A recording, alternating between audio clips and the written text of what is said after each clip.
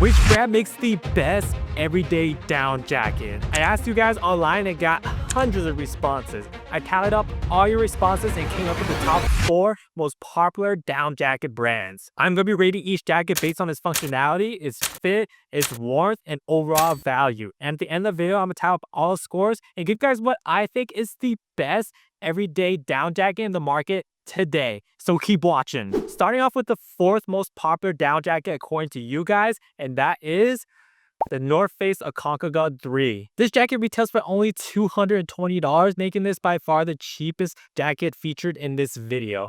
Let's see if it's any good. Starting off with the material, the shell is made for 100% recycled nylon and the lining is made for 100% polyester. The body is filled with 35% recycled down, 15% waterfowl feathers, and 50% polyester. The hood, side panel, top panel, underarm, and drag flap is filled with 90% recycled polyester sheet insulation. The jacket has a fill power of 600. The jacket weighs in at 720 grams, making this the heaviest jacket featured in this video. Let's go over the features of the North Face Aconcagua 3. It comes with a DWR coating, so light rain and snow will beat off, but it's not meant to be fully waterproof or windproof. You get 4 pockets in total, 2 zipper hand pockets on the front that are not fleece lined, so don't expect much war, and 2 roomy pouches in the interior right and left side. The inside is lined with 100% polyester. One thing that stands out is that there is no draw cord at the waist. Most North Face jackets I own let you tie in the waist, but not this jacket, so expect this to fit looser around the hips. Hardware wise, it uses a reliable YKK Vislon zippers. This jacket does not have two-way zip. There's a storm flap underneath the zipper, but nothing on the outside. At the sleeves, you got elastic bound cuffs, but no storm cuffs, so wind can easily sneak in. Moving up, there is a draft flap and chin guard for comfort, and the hood has a single draw cord at the back so you can tweak the fit. It's a standard size hood, but without the extra brim you get on some of their heavy duty jackets. Overall, the Aconcagua 3 is a solid winter jacket, but is missing some adjustability and weather protection that you see on other North Face jackets. For functionalities, I'll give it a 7 out of 10. So how does the Aconcagua 3 fit? Starting off with some measurements, shoulder to shoulder measures to 18 inches, chest measures to 22 inches, sleeve blades are 26 inches, and the length is 28 inches. Here's how it looks on me. This is in a size medium and it fits large. If you're in between sizes, I recommend going down a size. First impression, the jacket looks baggy. It has a slightly broader profile with its 18-inch shoulders and 22-inch chest, giving it that classic puffy down appearance. But there's not much taper through the torso. The chest stays 22 inches all the way down to the waist, which makes the jacket look a bit boxy. This jacket badly needs some waist adjusters. The length is 28 inches, which covers most of my butt. The sleeves are 26 inches, but they fall past my wrist. Zipped up all the way, the collar stops at the chin. The hood doesn't have a long brim and it feels flimsy. It doesn't offer much structure or protection against the wind and snow, but the trade-off is you keep full side visibility. Overall, I rate the fit a 6 out of 10. Now let's talk about the warmth of the North Face Aconcagua 3. It's about 22 degrees outside and I'm just wearing a t-shirt. This jacket is filled with 35% down, 50% recycled waterfowl feathers, and 50% polyester, giving it a fill power of 600. At 720 grams, this jacket feels heavy for the amount of warmth that it gives. Because half the insulation is made of polyester, so it doesn't feel warm or as light compared to jackets that's made with down. The hood has no down at all, just polyester, so it doesn't keep your head that warm. There's also no waist adjuster, so cold air can easily sneak up through your torso. Overall, the warmth is a bit disappointing, but that's a trade-off when you're only spending $220. You're getting a budget-friendly option with sacrifices in insulation and material. For the warmth, I'll rate it a 6 out of 10. At $220, the Aconcagua 3 is one of the most affordable down jackets in this lineup, but there are some trade-offs. It uses 50% polyester fill,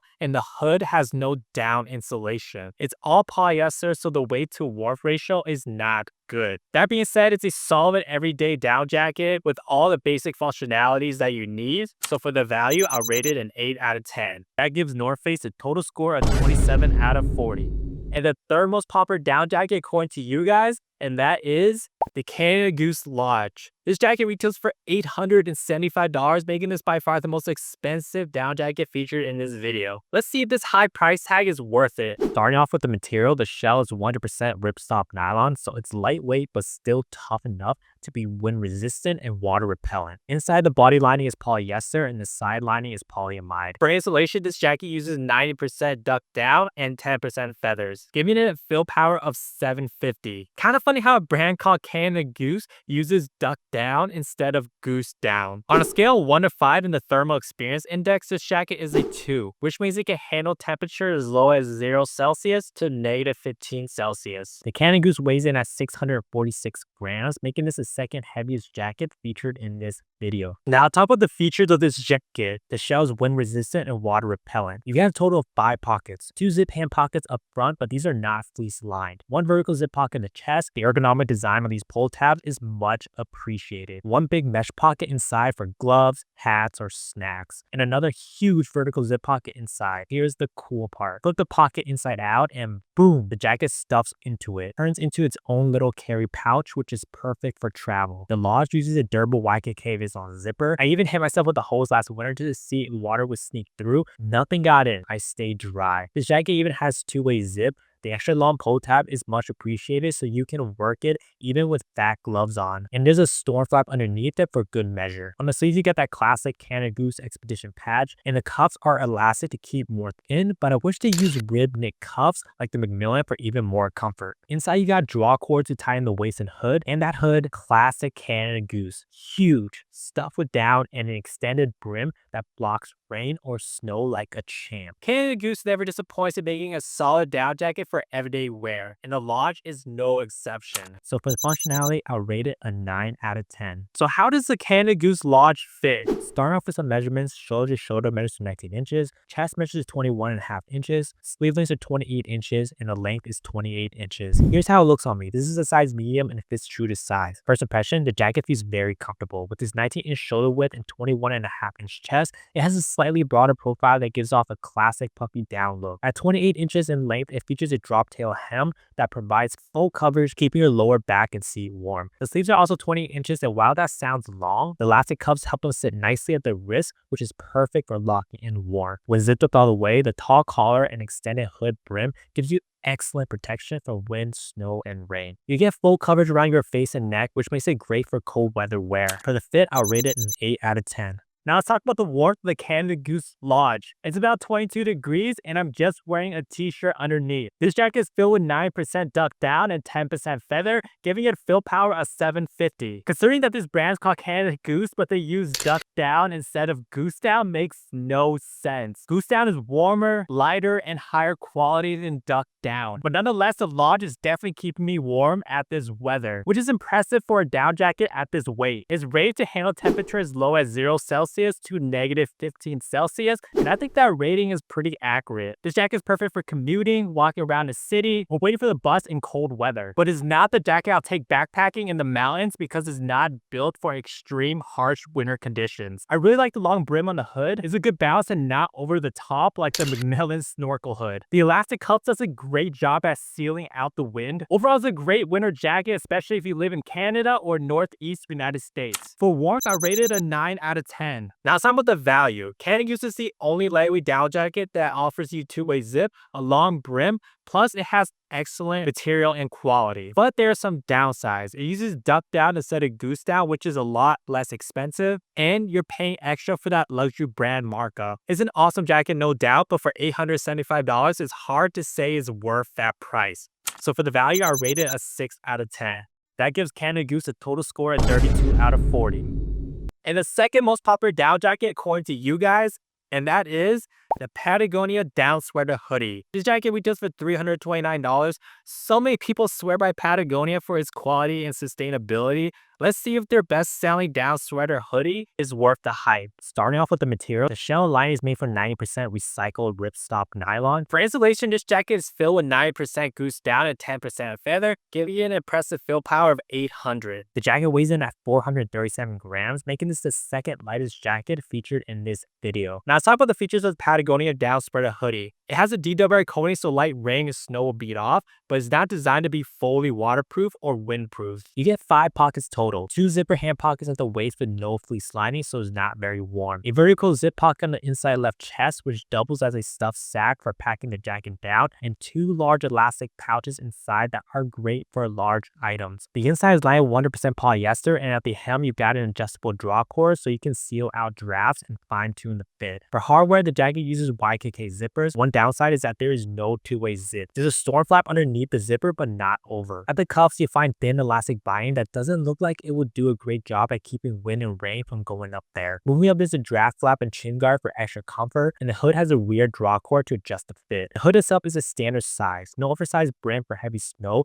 but does have a tall collar to keep your neck warm. For the functionality, I rated an 8 out of 10. So how does a down sweater hoodie fit? Starting off with some measurements, shoulder to shoulder measures to 17.5 inches, chest measures to 22.5 inches, sleeve length is 26 inches, and the length is 27 inches. Here's how it looks on me. This is in a size medium and it fits true to size. First impression, it feels really comfortable, but the proportions are a little off. With the narrow shoulders and wide chest, the fit looks slightly unbalanced. The shoulders feel a bit slim, while the chest area has extra volume that makes the shape look a bit odd. At 27 inches, it drops around mid-butt, so you don't get the full butt coverage for extra warmth. The sleeve measures 26 inches, which is perfect since they fall right at my wrist. When zipped up all the way, this jacket has one of the tallest collars I've ever seen. It goes past your mouth, which gives excellent protection from wind, snow, and rain. The hood doesn't have a long brim, so it won't shield you from extreme weather, but the trade-off is you keep full side visibility. Overall, rate the fit a 7 out of 10. Now let's talk about the warmth of the Patagonia down sweater hoodie. Right now it's about 22 degrees and I'm just wearing a t-shirt underneath. This jacket is filled with 9% goose down and 10% feather, giving it a fill power of 800. Considering that this jacket only weighs 437 grams, the warmth to weight ratio is insane.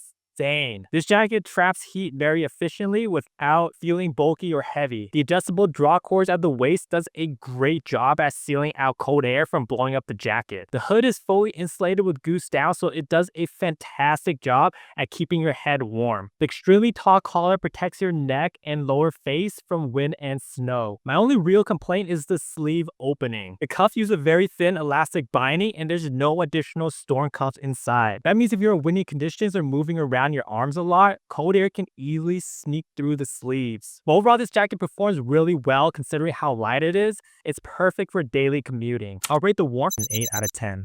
At $329, the Patagonia down sweater hoodie isn't cheap, but I think for the price, it's fair for the quality and construction that you're getting. Patagonia also puts a lot of effort in sustainability and making sure that their pieces stay out of landfill as long as possible. On top of that, Patagonia has a lifetime warranty, free repairs, and even a trade-in program where you can give your old jacket and get store credit. So for everything that you get, performance, durability, and support, I rate the value a 10 out of 10. That gives Patagonia a total score of 33 out of 40. And the most popular down jacket according to you guys, and that is the Arcteryx Cerium hoodie. Previously known as the Arcteryx Cerium LT hoodie, this jacket retails for $400 and it's been selling out for years. Let's see what the hype is all about. Start off with the material. The shell and lining is made from 100% recycled gritstop nylon. For insulation, it uses a blend of polyester fill and 90% goose down with 10% feather, giving it an impressive fill power of 850. The jacket weighs in at 347 grams, making this the lightest jacket featured in this video by far. Let's talk about the features of the Arcteryx Cerium. It comes with a DWR coating so light rain and snow will beat off, but is not designed to be fully waterproof or windproof. You get 3 pockets in total, 2 diagonally slanted zipper hand pockets at the waist with no fleece lining so it's not very warm, and 1 vertical zip pocket on the inside left chest. Arcteryx also includes a stuff sack so you can easily pack the jacket down for travel or storage. Honestly, I wish there were more pockets. A couple of pouches in the interior for bulky gloves will make this jacket even more practical. Inside the jacket is lined 100% nylon sourced from Japan. It uses a downproof liner. Arcteryx claims that this prevents feathers from poking out the jacket, but I don't know about that. At the hem, there's an adjustable draw cord on both sides, letting you seal out drafts and get the perfect fit. For hardware, is equipped with YKK zippers with plastic pull tabs. The zipper feels very cheap and the color is already peeling, even though I've never worn this out before. Another drawback is the lack of of a two-way zipper. Another downside is that there's no storm flaps on the zipper, which leaves it a bit more exposed to outside elements. At the cuffs, you find simple elastic bindings, nothing fancy, but they're stretchy and comfortable. Moving up is a draft flap and chin guard for extra comfort, while the hood has a rear draw cord so you can adjust the fit. The hood doesn't have much of a brim, but it fits snugly to help retain warmth. And the tall collar does a great job of protecting your neck from the cold. While the jacket's lightweight design is incredibly impressive, it comes at a cost of some useful features. Because of these trade-offs, I rate its functionality a 6 out of 10.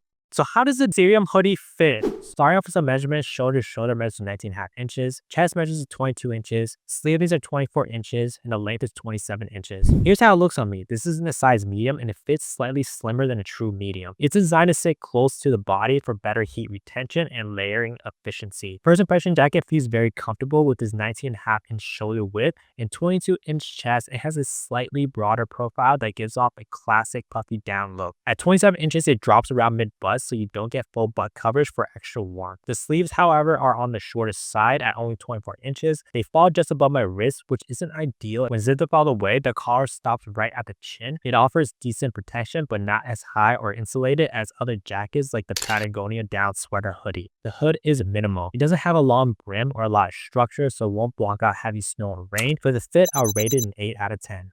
Now let's talk about the warmth of the Arcteryx Cerium hoodie. It's about 22 degrees and I'm just wearing a t-shirt underneath. This jacket is filled with 9% goose down and 10% feather, giving it an impressive fill power of 850. It's incredibly lightweight, weighing it at only 347 grams. Let's start with what I like about this jacket. The adjustable draw cords at the waist does a great job at sealing out cold air. The hood is fully insulated with goose down, so it keeps your head nice and warm. The tall collar also protects your neck from wind. Now for my complaints. Because of how lightweight this jacket is, you're definitely sacrificing warmth. The warmth to weight ratio definitely isn't great compared to heavier down jackets. You really start feeling cold just standing out just for a little bit. The cuffs also use thin elastic binding, and without any storm cuffs underneath, you can really feel that cold air coming through. Overall, I'll say this jacket works well as a lightweight shell or mid-layer jacket. Definitely not something to rely on as your main winter jacket. For warmth, I'll rate it a 6 out of 10. For the value, $400 is not budget friendly considering how this jacket used to be $379 just a couple months ago. It does come with some well thought out features like a down composite mapping, and it's amazing for travel because of how lightweight this jacket is. With that said, the low weight comes with some trade-offs in functionality and warmth. For $400, that price is steep for what you're getting. So for the value, I'll rate it a 6 out of 10. That gives Arcteryx a total score of 26 out of 40. Now the moment that you've all been waiting for, the winner of the best everyday down jacket goes to Patagonia down sweater hoodie with a final score of 33 out of 40. The weight to warmth ratio on this jacket is incredible. On top of that, you get lifetime warranty and free repair, so this jacket will last you for life. Here are the jackets ranked from warmest to least warmest. And here are the final ratings of all 4 down jackets. If you're looking for more useful down jacket videos, click right here or here to see my entire playlist on down jackets, and I'll see you there.